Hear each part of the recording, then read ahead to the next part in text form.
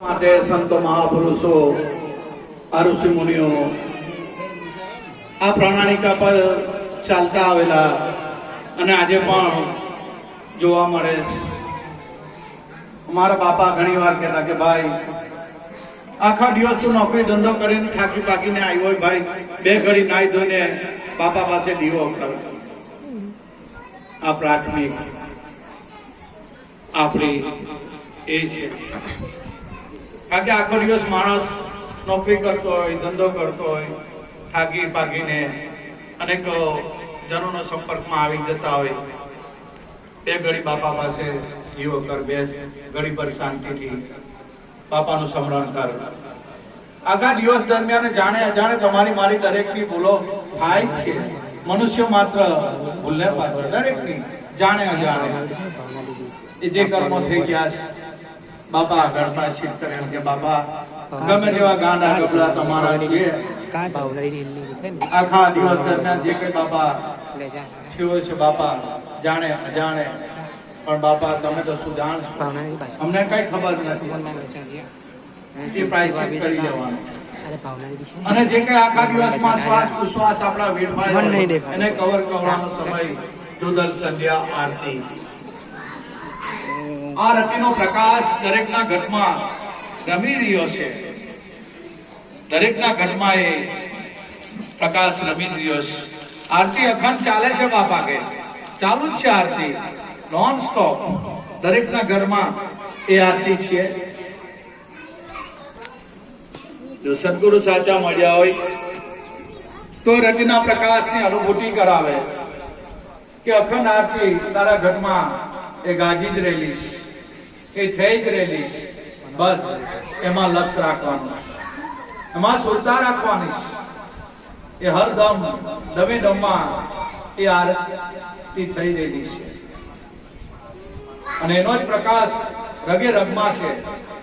જો આરતી નહીં હોય તો રામ બોલો ભાઈ રામ, એનો પ્રકાશ રગે રગમાં છે. પણ સાચા જયારે સદગુરુ મળી જાય ત્યારે આની અનુભૂતિ કરાવી આપે.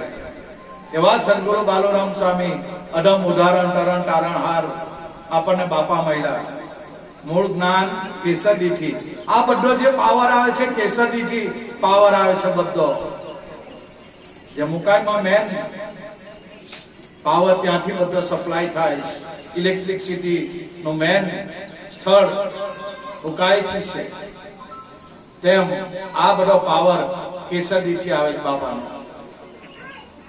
ખરેખર આપણે ભાગ્યશાળી કે આવા જોધા બાપાનો આપણને ગુરુગાડી કેસરડી બાપાની જગ્યા મળી અને બાપા આપણને ઉર્મા લીધા. બસ બાપાની કૃપા થઈ, એ જ આપણા માટે આનંદની વાત છે. કેસરડીનો નરકાંઠો અને આ મોરનો નરકાંઠો. જો નર કાંઠે નર જાગ્યા, બળિયા બાહુવીર, પાણીમાંની ઝાડ બારિયા, પ્રગટ કહેવાયા દોધલથી. કા કેસરીનો નર કાંઠો, કા મોરનો નર કાંઠો, કોઈ મેળ પડે એમ જ નથી. પણ આ બાપા કઈથી કઈ આવ્યા બાપા, અને કેવી એની કરુણા, કેવી એની ગુરુ કૃપાનો વરસાદ વરસ્યો બાપા. આ બાપાની બધી કરુણા છે, અમી દ્રષ્ટિ આપણી પર. તો આપણે બધા ભેળા થયા એટલે જુદલ સંધ્યા આરતીનો મહિમા ઘણો છે. બાપા કહેતા બાપાનું સ્મરણ કર ભાઈ. આખો દિવસ જે કઈ સવારથી સાંજ સુધી જે કઈ આપણે કહ્યું હોય એનો પશ્ચાતાપ કરવાનો, બાપાને શરણે આપી દેવાનો. બસ અને બાપાએ જે શબ્દો આપ્યો બસ એમાં આનંદ કરવાનો. એ સ્વરૂપને શ્વાસ ઉશ્વાસે બસ સમરી લેવાનું. બસ જે સદગુરુ શબ્દ આપ્યો એની અંદર સુરતા રાખવાની. તો આ ઘટમાં 24 કલાક આરતી છે થઈ જ રહેલી છે. એટલે બાપા ઘણી વાર કહેતા કે જો ભાઈ નક્કી થતું હોય તો કોઈકને નક્કી થાય, બધાને નહીં થાય. બાપા ઘણી વાર કહેતા કે ગુરુ મળ્યા એટલે ભગવાન મળ્યા, પછી ભગવાનને હોદવા જવાનું. ભગવાન ઈશ્વર આત્મા એની પર આપણું લક્ષ્ય જ નહીં. કેમ ગુરુ મળ્યા એટલે ભગવાન મળ્યો, બસ બીજું કઈ વિચારવાનું નહીં.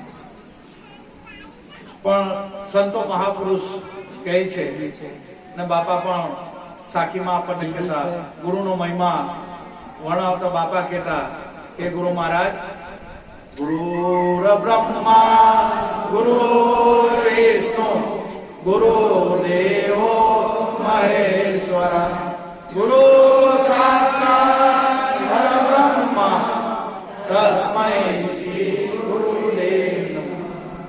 ગુરુ બ્રહ્મા ગુરુ વિષ્ણુ ગુરુદેવ મહેશ્વર. જો આ નક્કી થઈ જતું હોય તો બીજા કયા ભગવાનને આપણા ગોતવા જવાનું? કાંઈ નહીં, બસ. પણ ગુરુ તત્વની સમજ, એનો ગુરુ તત્વનો અનુભવ કરવો, ગુરુ તત્વ રૂપે દરેકના ઘટમાં ગુંજી રહ્યું છે, દરેકના ઘટમાં એ તત્વ સ્વરૂપે છે. ગુરુ કોઈ વ્યક્તિ નથી, ગુરુ શક્તિ છે. બાપા 5 તત્વનું શરીર લઈને આવે, તમને મને તારવા માટે આવ્યા છે. એટલો ક્ષણભંગુ છે, એટલો પડી જવાનું વહેલું મોડું, પણ એની અંદર જે છઠ્ઠું તત્વ છે એ અવિનાશી તત્વ છે. એ સદગુરુએ બાપાએ એ તત્વની, ગુરુ તત્વની વાત કરી અને સંતો એનો નિચોડ કાઢીને આપી દીધો કે અવિનાશી ગુરુ આત્મા નહીં આવે નહીં જાય, વિભુ અચલ ક્રિયા થકી જેને વેદ સ્ફૂટી ગાય, જે ચારો વેદ 18 શાસ્ત્ર સપુરાણ કોને આંગળી ચીડે, આ નામ ગુરુ તત્વ. આમાં એ આને જ આંગળી ચીડે, એ શબ્દને જ આંગળી ચીડે કે શબ્દ સ્વરૂપી મારો સાહેબો નહીં આવે નહીં જાય, કહે બાળ મનોજ બાલુરામ પ્રતાપે, અને જાણે જવલ્લાલ કોઈક શબ્દની અનુભૂતિ ગુરુના બાળકોને કોઈકને લાઈટ થાય. સાંભળનારા હજારો હોય પણ આશ્રમમાં મૂકનારા કોઈક જ હોય. આ વસ્તુ એવી છે. એટલે બાબા ગુરુના ગુણગાન ગાતા થાકતા નહીં હતા. આ મોડેથી ગુરુના ગુણ ગવાય એવા નથી. આપણે તો શું ગુણ ગાવાના, કાંઈ નહીં. એવું ગુરુ મહારાજ, આ જબાન ટૂંકી પડે, શબ્દો નથી આપણી પાસે, પણ ગાડી ગંભીર ભાષામાં બાપાના ગુણગાન ગાય. પિતાને ખબર છે મારું બચ્ચું છે. આપણો બાળક ગમે તે હોય, કાલી ભાષામાં બોલતો હોય, નાનો હોય ત્યારે, પણ એના બાપને ખબર છે આ મારું બચ્ચું છે, ભલે ગમે તે. એને કાલી ગેલી ભાષા બી બાપને હારી લાગે. કેમ? મારું બચ્ચું છે. તેમ બસ આ સદગુરુની બલિયા. અને ગુરુએ સર્વે સર્વા છે. દેહના ગુરુ તો મળ્યા, પણ અવિનાશી ગુરુ આત્માની બી અનુભૂતિ બાપાએ કરી, એ બી છે ઘટમાં. એટલે બાપા કહેતા કે ગુરુ મહારાજ, તમેવ માતા પિતા તમેવ બંધુ સખા તમેવ વિદ્યા દંડમ તમેવ સર્વ મમ દેવ. ગુરુ એ સર્વે સર્વા છે. તમે માતા, તમે પિતા. આપણે જેવો ભાવ કરીએ, આ ભાઈ કેવું છે ખબર, જેને જેવા ચશ્મા પહેરેલા હોય ને એને એવું દેખાય, જેને ગમણો થયો હોય એને પીળું હો દેખાય. કોઈની કઈ ભૂલ નથી, કારણ કે દ્રષ્ટિમાં વિકાર છે. એટલે ચારો વેદનો જે સાર સંતો કહી ગયા, યથા દ્રષ્ટિ તથા સુષ્ટિ. જો આ સંતોનો તાક કાઢ્યો. એટલે ગુરુ મહારાજ, તમે માતા, તમે પિતા, ગુરુ બંધુ સખા, જે ભાવે ને ભજીએ એ ભાવે આપણને સદગુરુ એ ભાવ આપણો પૂરો કરે. પછી બાપા કહેતા, ઓમકારમ બિંદુ સંયુક્તમ નિત્યમ ધ્યાયન્તિ યોગિનઃ કામદમ મોક્ષદમ ચૈવ ઓમકારાય નમઃ. નિત્ય યોગી લોકો ઓમકારમ બિંદુ સંયુક્તમ, નિત્યમ ધ્યાન યોગીજનો, નિત્ય યોગી લોકો ધ્યાન કરે છે ઓમકાર નાદનું. ઓમકારમ બિંદુ સંયુક્તમ, આ જળ અને ચેતનમાં જે રસ રૂપે રહી રહેલો છે, બસ એ સજીવન બુદ્ધિ પકડી લે. આ સંતો કહે છે જળ અને ચેતનમાં જે રસ રૂપે રહી રહેલો છે એ જડીબુટ્ટી પકડી લે, અને જડીબુટ્ટી સદગુરુ આપે. ઓમકારમ બિંદુ સંયુક્તમ છે. નિત્યમ ધ્યાન યોગીજનો, યોગીજન નિત્ય ધ્યાન કરી રહેલા. પણ ક્યારે? કામ દામ મોક્ષદમ ચૈવ ઓમકારાહી નમો નમઃ. કામ ક્રોધ લોભ મોહ આ બધા ભાઈ અડગા થાય તો આ વાત સમજાય એવી છે ગુરુના ઘરની વાત છે. આ નિત્યમ જ્ઞાન યોગી જનો કામદમ મોક્ષદમ ચૈવ ઓમકારાહી નમો નમઃ. ગુરુ નાનક એક ઓમકાર સતના જો જે ઓમનો આકાર છે એ નિરાકાર છે. કારણ કે સગુણ ભક્તિ સંસારની નિર્ગુણ ખાનાની દાર. નિર્ગુણ કહેતા ગુરુનો શબ્દ મોજાશો નહીં. સગુણ ભક્તિ સંસારની નિર્ગુણ ખાનાની દાર.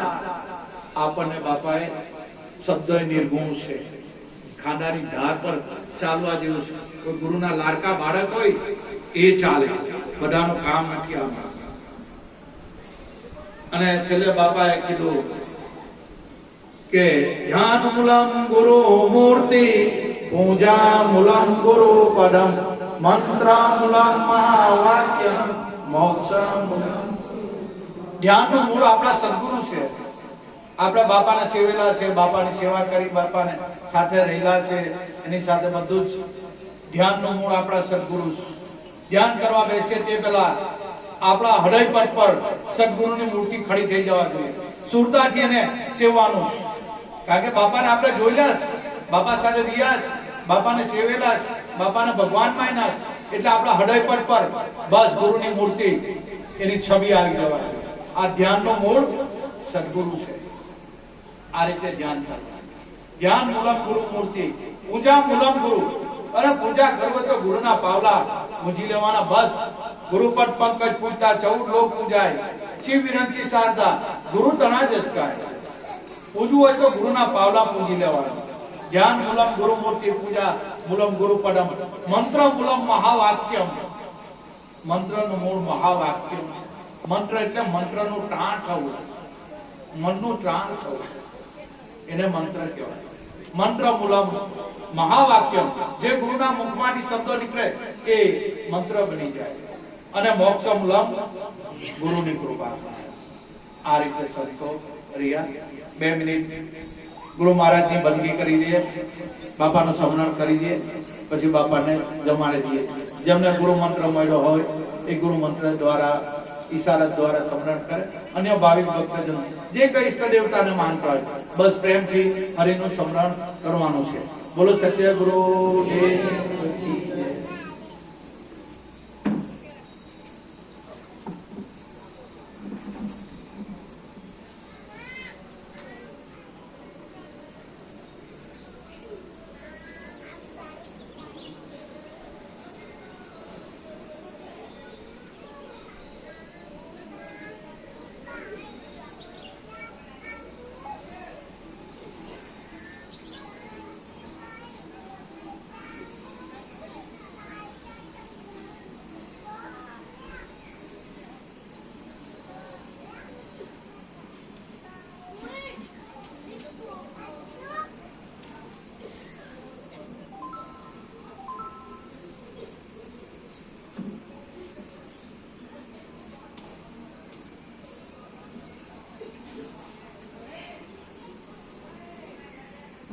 ઓ